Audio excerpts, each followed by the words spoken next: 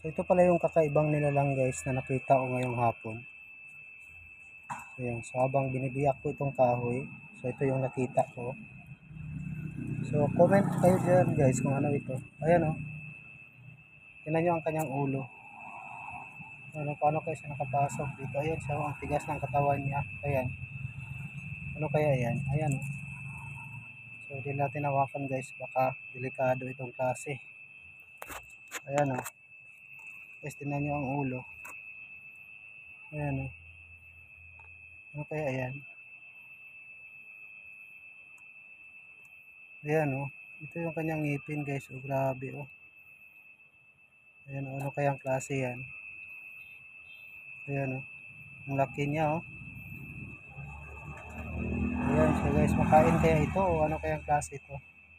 Ayan. Ayan. Grabe kakaiba yung mukha niya guys ha. Ayan o.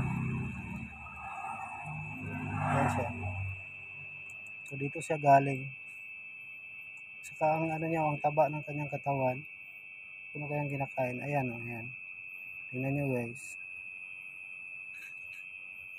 Ayan o, kakaiba ang kanyang ngipin. Sa kanyang ulo o. Ayan. Ano kayang tawag dito?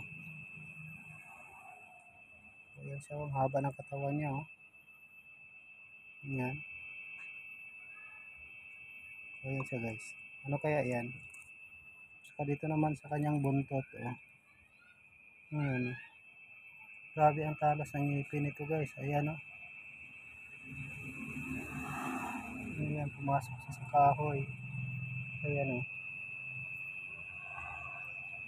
Ano kaya yan? Saka malaki ang kanyang ulo o. Iwan ko ba't siya nakapasok dito. Ayan, kahoy lang siguro yung kinakain nito. Ayan. Comment kayo dyan guys kung anong pangalan nito. Kung kilala nyo ba yan guys kung ano ito o. Talagang kakaiba siya. Ayan, ang laki o. Ayan, naghahanap siya ng butas. Kinakain ng langgam. Ayan o. Wow. Ayan siya guys. Ang haba ng katawan niya o. Sa kinakain siya ng langgam. Ayan o. So gumaganti rin. Ayan. So mahirapan siya guys kasi marami ang langgam. Ayan siya o. Grabe ang laki. Naghahanap siya ng pwedeng taguan. Ayan. So kakaiba talaga ito guys.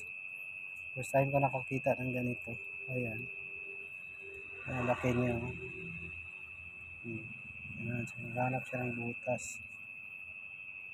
So grabe ang katawan niya guys o. Maputi siya na ano, mataba. Ayan o. Ayan siya.